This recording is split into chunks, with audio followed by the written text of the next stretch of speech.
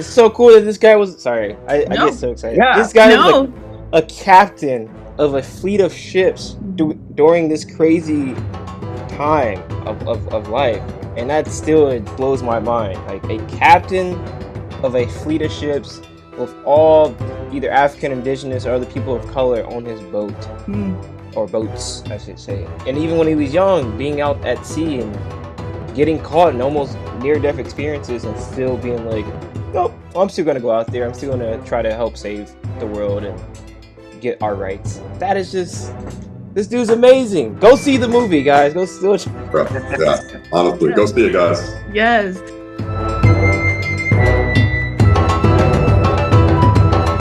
Hi, Al. Hi, can you hear me?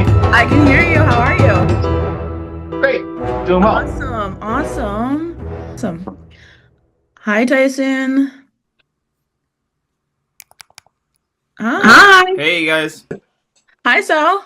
What up, Hey, Sal. guys? What's up, Sal? How are you? What's up? Good. Good Excited. to see all of you. Yeah, I'm excited to get everyone back together. Excited to talk all things Coffee Taxed. Glad to have the band back together. I know you guys were all together on set back in May, so we had all such a good time. But for those of us who are just discovering Coffee Taxed, this is the cast of the upcoming short film inspired by the remarkable story of Paul Cuffe, a Black Wampanoag merchant, ship owner, and entrepreneur whose story deserves to be more widely known.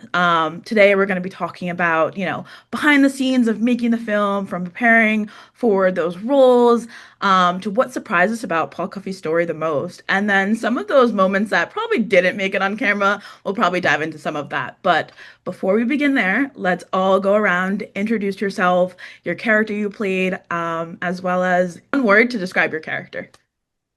I'm Alalon Ruggiero. I played William Roach Sr. And the one word to describe my character, abolitionist. Hi, guys. My name is Luciano Barrios. You can call me Sal. I'm playing Michael Wayner. It's Paul Cuffe's brother-in-law, fellow mariner. And I think the best word to describe him, the single word, is loyal. Hey, guys. What's up? My name's Tyson Brown. I play Paul Cuffe, the great Paul Cuffe. One word to describe Paul Cuffe: visionary. True visionary. Heck yeah. I love that. All these words ring true. But yeah, so kind of starting off, diving in, let's take it back to the beginning. Take it back to like the time where you guys first were introduced to the script or heard about the short film. What made you say yes to this project? I would say I didn't know anything about Paul, but the way he was described in just the sides and all the notes that came with it, I was like, first, how do I not know about this guy? Second, this guy is like an extraordinary human being, like a real life. The way I view him is like a real life superhero,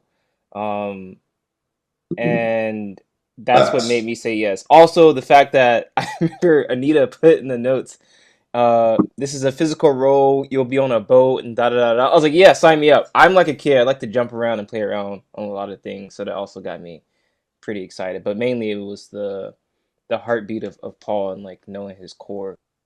Yeah, I kind of agree with that for sure. Certainly meeting with Anita and seeing her passion for this particular project, it definitely made me passionate about it, especially a piece of history I had no idea about. She was the captain of this ship, and her passion for this, her desire to bring this to the screen, and her desire for others to know more about these characters, that really spoke to me. That spoke to me. So it was an easy yes for me to jump on board the ship. Love that. We all love Anita. She's amazing. And I know, Al, you have a special connection to our beloved Anita. So I how about do. you? Yeah. I do. Well, I mean, I've known Anita since high school. So that's many decades now, not to reveal our age too much, but I've known her for a long time. And I've worked with her before in other capacities. I've done some producing for her in the past.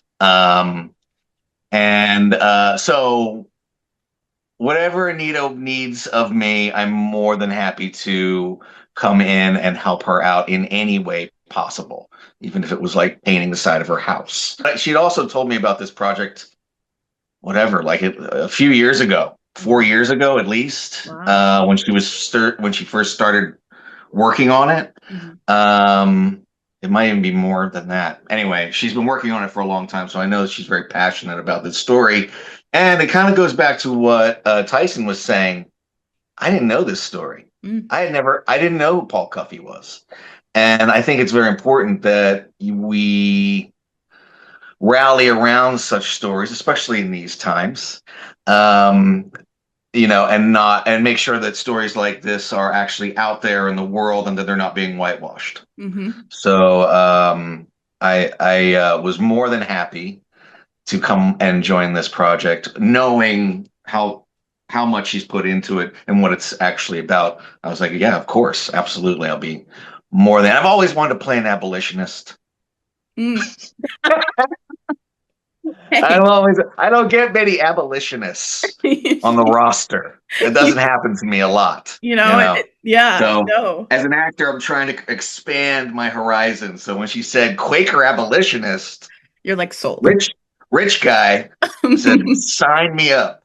Sign me up. I love it. I think that's, sorry to cut good. in there. I think that's another thing too. That checked off my actors list is like playing a historical figure. And in my mind, that was like way down the line of my career. And so for it to happen this soon and for it to be Paul, yeah, I was pretty giddy about it. So Tyson, kind of like going into a little bit about, becoming the character, diving into Paul. You've never played a historical person before, but how did you start tuning into Paul Cuffe? Like, what were some of the things you were doing? The first thing was honestly just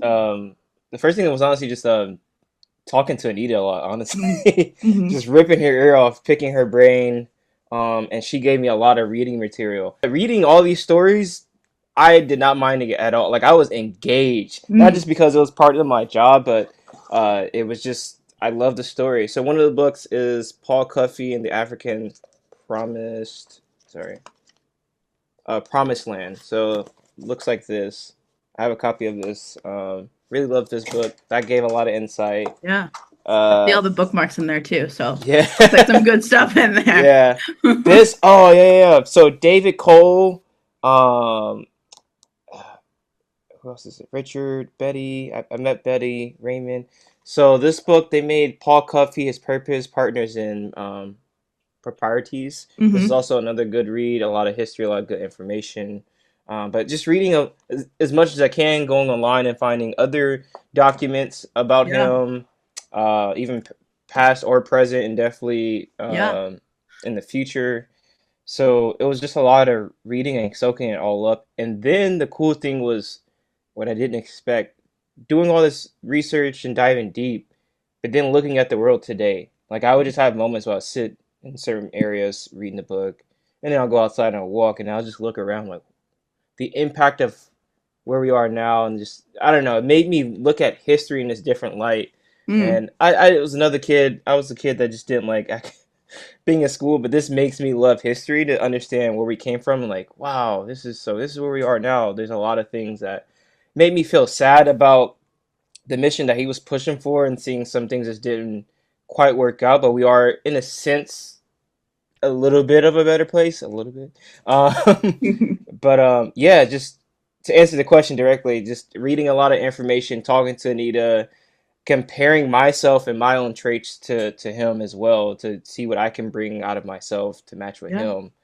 Going to Sal, and talking more about Michael Weiner. What was it like for you to kind of, become the character, become Michael? What were some of the things that you did? So I kind of fell into acting as a fluke. I really went to an agent for them to help support and shepherd my novels, because I'm a novelist, I'm a short story writer. And one thing led to the other. Like, we don't really do that, but you know what? You might look good on the screen. I said, all right, let's try it.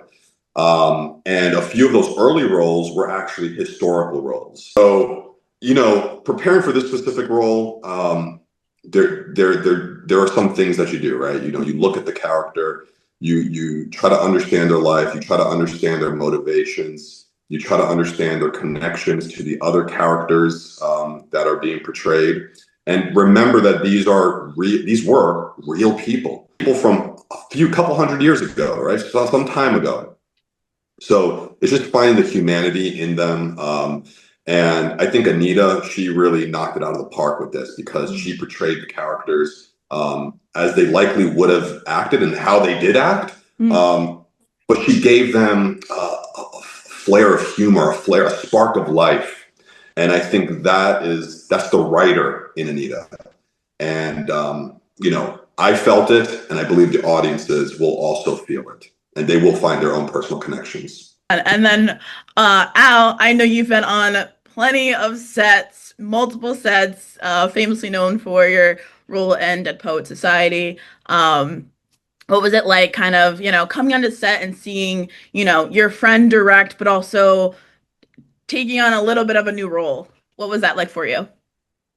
Oh, it was all a pleasure. First of all, to see Anita in the seat there and being the captain of the ship, so to speak, and watching her in a way, just do her thing and come into her own. That was really a wonderful thing to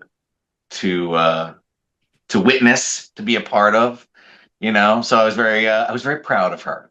As far as this role, yeah, it is something I haven't done a lot of historical roles. I don't get that much. Like I was saying before, that doesn't come up in the auditions much. But so yeah, I was jazzed as soon as she told me exactly who William Roach was and what his role was in the story. I like challenges like that. Yeah. Like stuff that kind of goes outside the box of what you usually get through casting. And I also I wanted to share this with you. I'm a big believer that there is a perfect person for every role. It's just a matter of finding that person. So when Anita initially came to me with this and asked if I would be a part of it, I was honored and flattered, really. But I also wanted to make sure that she had exhausted the casting process, and this just wasn't something she was relying on me out of a friendship. I appreciate that, but I also know it's important to go through that casting process to make sure that you have done your due diligence to try to find that person, because there could be someone out there that's more qualified than I, and I would want her to have that opportunity to find that person. But luckily, she chose you, and we are so happy that she chose you. Luckily, it turned out to be me. No, we're so glad it's you. No, I was very excited. It was a pleasure all the way around to see her in her element and also to take on a role like this. Yeah, no, incredible. And we loved having you on set too. You gave us all the laughs on day 2. Moving on to talking more about, those days on set, whether it was first day on set, second day on set, kind of spilling some of the behind the scenes like moments. Was there any scene that was like really hard for you to film? Whether Tyson, Sal, was there one scene that sticks out that was like, that was a little tough, but like you got through it and you did it, First day, and I think the second day of shooting, out of the 4, I hope this isn't spoiler, so I don't know, but I was in the boat and I'm doing a stunt, jumping off of the crates onto the inside of the boat.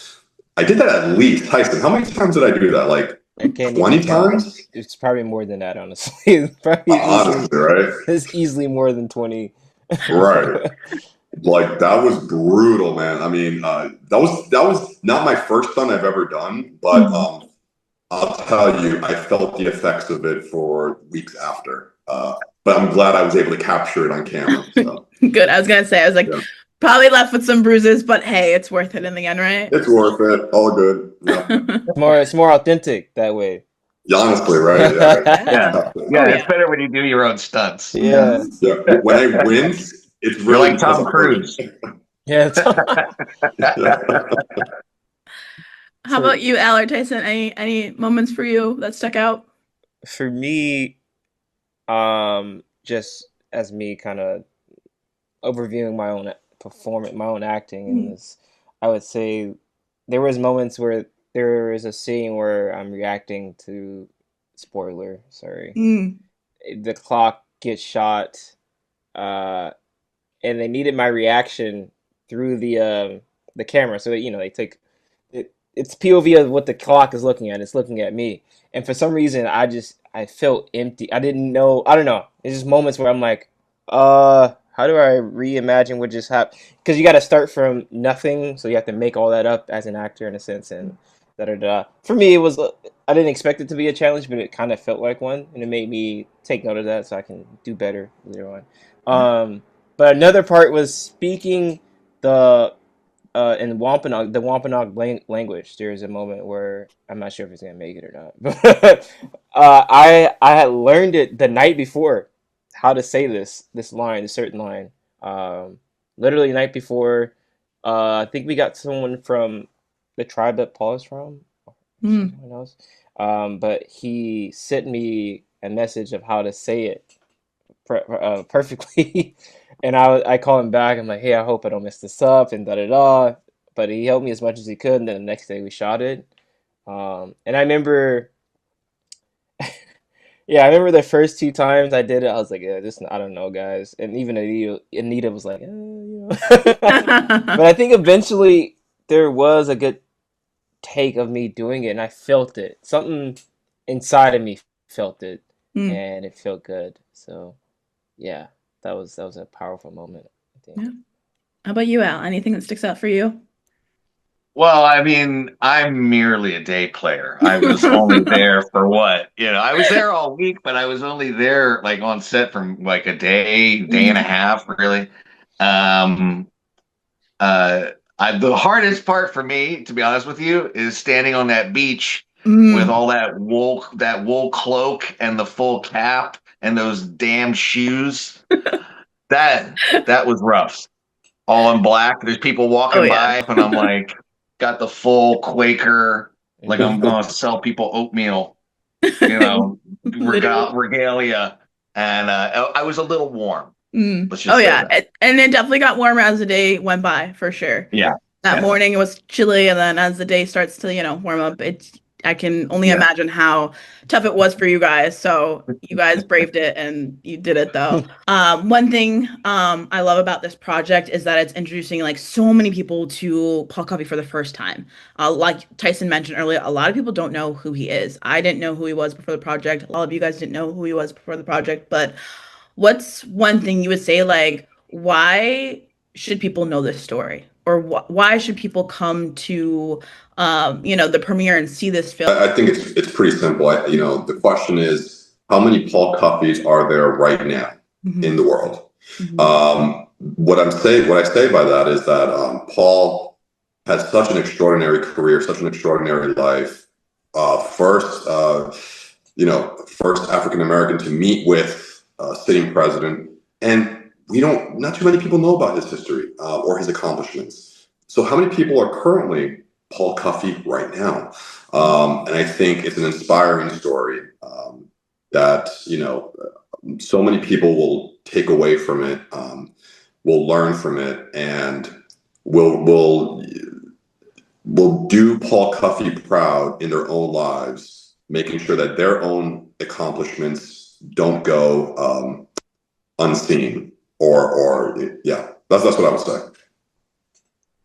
Yeah, I would say something very similar to that. It's like just getting to know an important person of history, important person that was half African, half indigenous, Right. and was in America during a really, I mean, it's always been racist here, which is, but especially during that time, during the mid to late 1700s, and then going into the early 1800s, and the stuff that he would do was just like, I didn't know people of color moved that way back then, the way he was moving, opening up one of probably the first integrated schools, fighting for the right to vote as a indigenous and African American person for all of us, at least up in the northern part of the country at that time, and then wanting to open up a safe haven in Sierra Leone, all these things during his lifetime. There's more things I want people to see it, but I want people to see that and be like, there's there's more to you than you possibly even know. So I want someone to leave and be like, man, I can do the thing that I was thinking about. I can change the world. I can da da da da da because this guy did it with all these obstacles in the way. So that's what I'm hoping people leave with a sense of hope with themselves and hope with the world, and that we probably will help give birth to another Paul Cuffe. Hey, amen to that. What I was going to say or add to this is that, if you don't learn from your history, you're doomed to repeat it. Mm-hmm. And I think that it's important that these sorts of stories don't just sort of fade away, and that they are relived and retold. And quite honestly, Paul Cuffe dealt with the idea of taxation without representation. And this is still going on to this day. I certainly feel like my taxes are not being spent on the things that I would like them to. So, and I know many people are like-minded. So, it's important that we learn from these stories, and it's important they're not forgotten. These stories are not forgotten so that we can learn from them. Spot on. No, this was great. I think it's super important. Everything you guys, all of you said, it's super important for, audiences to learn his history and understand that, like, there's not just his story, but there's so many other stories out there too that we don't even know about. We haven't even touched. Some quick rapid fire here. Don't think too hard about it. Your person was here today. What do you think they would be doing today? What do you think their role in this world today would be? I mean, for me, I think Paul Cuffe would still be doing the same thing, just in a modern way. I feel like, in a sense, he'd probably be like, "This is easier to change the world in the way it is." In a sense, I think, but yeah, I think he'd still be doing similar minded things, leading a lot of campaigns for freedom for a lot of people, and yeah, just making the world the right way, the way it should be, which is, loving thy neighbor. Long story short. For sure. I think the same for Michael. I think, he would look at African and Native communities, and he would just be saying, okay, what opportunities can I create now for myself and for everybody else? That's more or less the same. Yeah. Yeah. I mean, when I think of a modern incarnation of William Roach, I would think that he would probably be some sort of, if he was going to have the same sort of traits, he would be, I'd like to think that he would be some sort of ethical businessman, if there is such a thing. He would certainly be someone who is interested in his community. What are you most excited for audiences to experience after watching this movie or watching this film? I mean, this is visual archaeology. I mean, this is history. This is a real life. So just for audiences to see this history that isn't as prominent as it should be, I think that's really, I'm very excited for audiences to see that and to further their own studies after the fact. I don't think they're going to come away from this movie and just shrug their shoulder. I think they're going to come away and say, I need to know more about these men, and they're going to go ahead and do that. Yeah, I'm plain and simply, I'm just excited for people to just see Paul and hear his story. That's about it. And do what he just said, like go in and do further history. I mean, I'm excited for the audience to have the same sort of reaction as I think most of us have in this interview, and that, like, oh wow, I didn't know that. Yep. What a cool story. I had no idea. That's knowledge spreading. You know what I mean? And I'm excited for the audience to have that moment. Absolutely. So with that, let everyone know where they can find you, follow you on socials, shout yourself out. I'm at WW Tyson. That's where you can find me. Instagram. I'm on, yes. I mean, please come and find me on my Instagram. It's my full name, Alalon Ruggiero, at Alalon Ruggiero. And you can also go to alonruggiero.com, which is my website where you can access all kinds of fun things about me. Perfect. How about you, Sal? Yeah, I'm on Instagram at Berrios Books, Berrios Books, and I look forward to talking with all of you guys. Thank you guys for being here, talking all things Cuffe Taxed. The movie premieres August 13th at the New Bedford Whaling Museum in Massachusetts. Details will be in our bio. We're excited for you guys to experience Paul Cuffe's story.